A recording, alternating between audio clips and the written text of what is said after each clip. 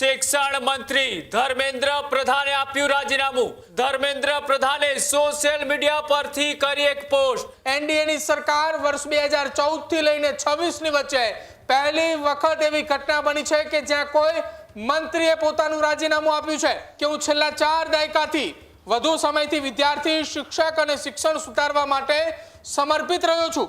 ભારતની યુવા પેઢીના સપનાઓને સાકાર કરવા એ આપણા સૌનો રાજકીય અને સામાજિક જીવનનો નૈતિક સંકલ્પ રહ્યો છે। મારો એ સંકલ્પ હતો કે આપણે કોઈ પણ તેજસ્વી વિદ્યાર્થીનું ભવિષ્ય પરીક્ષા માફિયાઓના કારણે ખરાબ નહીં થવા દઈએ। છેલ્લા 10 દિવસનો ઘટનાક્રમ જોઈને મારું મન એ દુખી છે।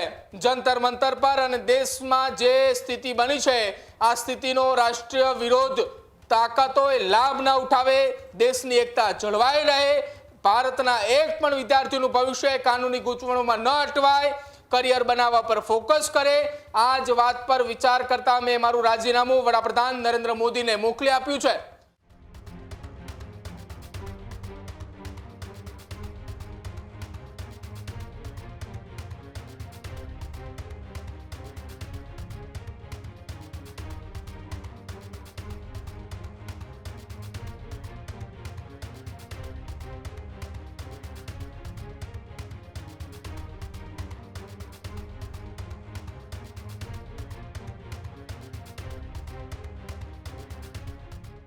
આખા દેશની જેના ઉપર નજર હતી એ જંતર મંતર આંદોલનથી જે અવાજ ઉઠ્યો હતો એ અવાજ બાદ હવે શિક્ષણ મંત્રી ધર્મેન્દ્ર પ્રધાને આપ્યું રાજીનામું।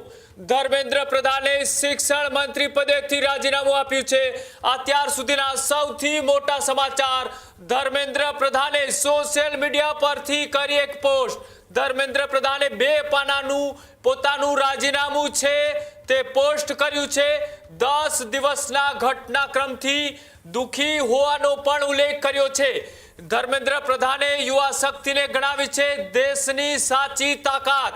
યુવાનોની અપેક્ષા અને સાથે સાથે જે રીતના એમની ઉપર કાવા દાવાઓ કરવામાં આવ્યાના આક્ષેપ કરવામાં આવ્યા હતા, એ તમામ વસ્તુનો ઉલ્લેખ કરી યુવાઓની અપેક્ષાનું હું સન્માન કરું છું, આ વાતનો ઉલ્લેખ કરી ભારતીય જનતા પાર્ટીના દિગ્ગજ નેતા ધર્મેન્દ્ર પ્રધાને રાજીનામું આપ્યું છે।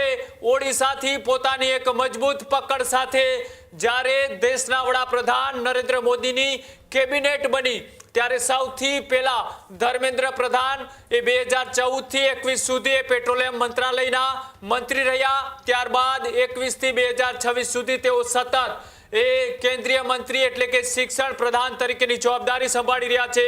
અત્યાર સુધીના સૌથી મોટા સમાચાર। ભારતીય જનતા પાર્ટી અને એનડીએ ગઠબંધનના પણ અત્યાર સુધીના સૌથી મોટા સમાચાર કહી શકાય। કોઈ કેન્દ્રીય પ્રધાને અત્યાર સુધીમાં રાજીનામું આ સરકારમાં આપ્યું હોય તો આ પહેલો ઘટનાક્રમ છે। શિક્ષણ મંત્રી ધર્મેન્દ્ર પ્રધાન કે જેઓએ અત્યારે પોતાના સોશિયલ મીડિયાના મારફતથી એક 2 પાનાનું રાજીનામું છે તે પોસ્ટ કર્યું છે અને સાથે સાથે આખો ઘટનાક્રમ છે એ દેશમાં અત્યારે ખૂબ ચર્ચાનો વિષય છે। પ્રદીપ મારી સાથે જોડાયેલા છે। પ્રદીપ, અત્યારે 2014 થી લઈને 2026 નો સમયગાળો, અત્યાર સુધીમાં એનડીએ સરકારના પહેલા પ્રધાન ધર્મેન્દ્ર પ્રધાન કે તેઓએ પોતાની જવાબદારી સ્વીકારીને અત્યારે અંતે ઝૂક્યા છે અને જે વિદ્યાર્થીઓની માંગ હતી તે પ્રમાણે તેઓએ રાજીનામું છે તે પોસ્ટ કર્યું છે।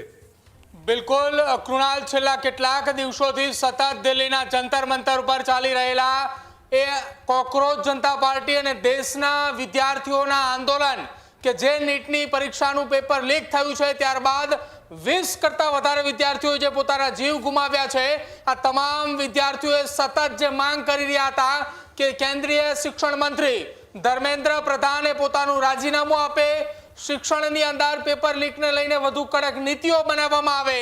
આ તમામની વચ્ચે સતત કોકરોચ જનતા પાર્ટીએ પોતાની માંગ સાથે અડગ હતા કે શિક્ષણ મંત્રી ધર્મેન્દ્ર પ્રધાને પોતાનું રાજીનામું આપે। અત્યાર સુધી 3 વખત કેન્દ્રીય મંત્રી જેપી નડ્ડા અને જીતેન્દ્ર સિંહ સાથે જે બેઠકો થઈ હતી એ બેઠકોની વચ્ચે હવે ધર્મેન્દ્ર પ્રધાને પોતાનું રાજીનામું આપ્યું છે। સોશિયલ મીડિયા ઉપર પોસ્ટ કરી અને દેશના વડાપ્રધાન નરેન્દ્ર મોદીને રાજીનામું આપતાની સાથે જ એનડીએની સરકાર વર્ષ 2014 થી લઈને 26 ની વચ્ચે પહેલી વખત એવી ઘટના બની છે કે જ્યાં કોઈ મંત્રીએ પોતાનું રાજીનામું આપ્યું છે। આ રાજીનામાની વચ્ચે ધર્મેન્દ્ર પ્રધાને જે તેના રાજીનામાની અંદર 2 પાના લખ્યા છે, એ 2 પાનાની અંદર શરૂઆતથી એક શબ્દ હું આપને જણાવું છું, જેમાં લખ્યું છે કે હું છેલ્લા 4 દાયકાથી વધુ સમયથી વિદ્યાર્થી, શિક્ષક અને શિક્ષણ સુધારવા માટે સમર્પિત રહ્યો છું। મારો હંમેશા એવો વિશ્વાસ રહ્યો છે કે એક સશક્ત, સમાવેશી અને દૂરદર્શી શિક્ષણ વ્યવસ્થા જ સશક્ત રાષ્ટ્રનો પાયો હોઈ શકે છે। હું દેશના યુવાનોને આકાંક્ષાઓ, લાગણીઓ અને તેમની ન્યાય અપેક્ષાઓનો ઊંડો આધાર કરું છું। ભારતની યુવા પેઢીના સપનાઓને સાકાર કરવા એ આપણા સૌનો રાજકીય અને સામાજિક જીવનનો નૈતિક સંકલ્પ રહ્યો છે। આદરણીય વડાપ્રધાનજીના દૂરંદેશી નેતૃત્વમાં રાષ્ટ્રની સેવા કરવાનો જે અવસર મને મળ્યો છે, તે માટે હું વડાપ્રધાનનો આભાર વ્યક્ત કરું છું।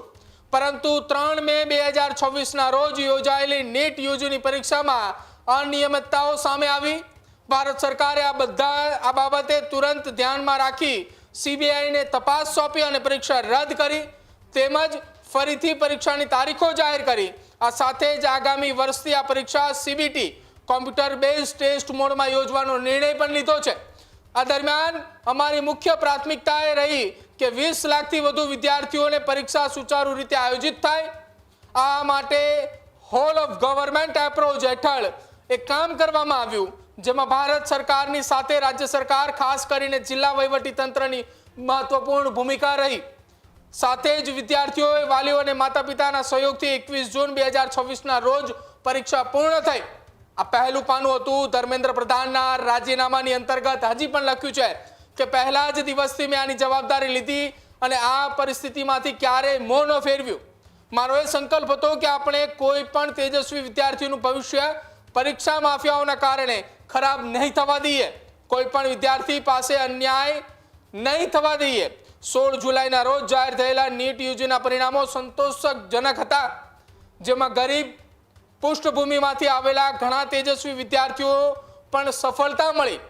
પરંતુ આ દરમિયાન ઘણા વિદ્યાર્થીઓએ ગેરમાર્ગે દોરવા માટે જવાબદારો પદ પર બેઠેલા વ્યક્તિઓને અડચણ ઊભી કરવાનો પ્રયાસ થાય, જેથી મને અત્યંત દુઃખ થયું છે। આ ધર્મેન્દ્ર પ્રધાનના રાજીનામાનું પહેલું પાનું। હવે બીજા પાનાની અંદર શરૂઆતથી તેમણે લખ્યું છે કે હું હંમેશા આપણા પ્રજાતંત્રની શક્તિમાં અતૂટ વિશ્વાસ રાખવા વાળો છું। યુવાનોની આકાંક્ષા, સપનાઓ અને અપેક્ષાઓથી ઊંડો આદર વ્યક્ત કરું છું। તેઓ માત્ર ભારતનું ભવિષ્ય જ નહીં, પરંતુ એક નવા અને વિકસિત ભારતના વાહક, નિર્માતા અને ભવિષ્યના શિલ્પકાર છે। છેલ્લા 10 દિવસનો ઘટનાક્રમ જોઈને મારું મન એ દુઃખી છે।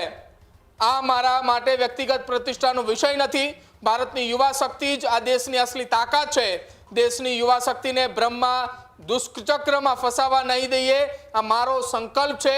જંતર મંતર પર અને દેશમાં જે સ્થિતિ બની છે, આ સ્થિતિનો રાષ્ટ્રીય વિરોધ તાકાતોએ લાભ ન ઉઠાવે, દેશની એકતા જળવાઈ રહે, ભારતના એક પણ વિદ્યાર્થીનું ભવિષ્ય કાનૂની ગૂંચવણોમાં ન અટવાય, કરિયર બનાવવા પર ફોકસ કરે। આ જ વાત પર વિચાર કરતા મેં મારું રાજીનામું વડાપ્રધાન નરેન્દ્ર મોદીને મોકલી આપ્યું છે। હું વડાપ્રધાનના માર્ગદર્શન, વિશ્વાસ અને નિરંતર સહયોગ માટે હાર્દિક કૃતજ્ઞતા વ્યક્ત કરું છું। સાથે જ મંત્રી પરિષદના મારા તમામ સન્માનિત સહયોગી, મંત્રાલયના અધિકારીઓ અને કર્મચારીઓ તથા એ તમામ વ્યક્તિઓનો આભાર પણ વ્યક્ત કરું છું, જેમની સાથે મને મારું અથવા કામ કરવાનું સૌભાગ્ય પ્રાપ્ત થયું છે। રાષ્ટ્ર સેવા માટે જીવન સર્વોચ્ચ પ્રાથમિકતા છે। હું આના માટે હંમેશા સમર્પિત રહીશ। પ્રભુ શ્રી જગન્નાથજીના આશીર્વાદથી હું ભવિષ્યમાં પણ ભારત માતા, ઓડિશાની જનતા અને દેશના યુવાનોની આકાંક્ષા પૂરી કરવા માટે સંભવ રીતે સ્વયંને સમર્પિત રાખીશ। આપનું ધર્મેન્દ્ર પ્રધાન। આ 2 પાનાનું રાજીનામું કેન્દ્રીય શિક્ષણ મંત્રી ધર્મેન્દ્ર પ્રધાન કે જેમણે વડાપ્રધાન નરેન્દ્ર મોદીને મોકલી આપ્યું છે। છેલ્લા 10 દિવસની અંદર દેશની અંદર બનેલી ઘટનાઓથી તેઓ દુઃખી હોવાની વાત પણ કરી છે કૃણાલ। એટલે કે હવે વડાપ્રધાન નરેન્દ્ર મોદીની એનડીએ સરકારની અંદર પહેલા એ વ્યક્તિ કે જેમણે રાજીનામું આપ્યું છે અને રાજીનામું આપનાર પહેલા મંત્રી, એ સૌથી પહેલી જો વાત કહી શકાય તો એ મંત્રી છે ધર્મેન્દ્ર પ્રધાન. કૃણાલ. ખેડૂત ભાઈઓ છે ખેતરમાં ડ્રોન ઉડાવતા હોય છે ત્યારે આપણે એક પ્રશ્ન સતાવતો હોય છે કે જે આપણે અત્યાર સુધી જીપીએસ ટેકનોલોજીવાળા ડ્રોન વાપર્યા છે, જેથી કરીને મોબાઈલ ટાવર છે અથવા તો હાઈ ટેન્શન લાઈન પસાર થતી હોય, કોઈ વૃક્ષો હોય, ત્યારે જે જીપીએસ ટેકનોલોજીવાળા ડ્રોન છે એમાં ટકરાય અને ટ્રેસ થાય છે. પણ એગ્રીઓન લાવ્યું છે GNSS ટેકનોલોજી ડ્રોન, જેથી કરીને એ ડ્રોન છે એ કોઈ જગ્યાએ ટકરાય નહીં, પોતાની રીતે જ ડિસિઝન લે છે અને મૂવ થઈ જાય છે, જેથી કરીને GNSS ટેકનોલોજી ડ્રોન છે એ વાપરવાનો આગ્રહ રાખો. હજુ સુધી તમે અમારી ચેનલને સબસ્ક્રાઇબ નથી કરી તો અત્યારે જ ન્યૂઝરૂમ ગુજરાતને સબસ્ક્રાઇબ કરો, ફેસબુક અને ઇન્સ્ટાગ્રામ પર ફોલો કરો.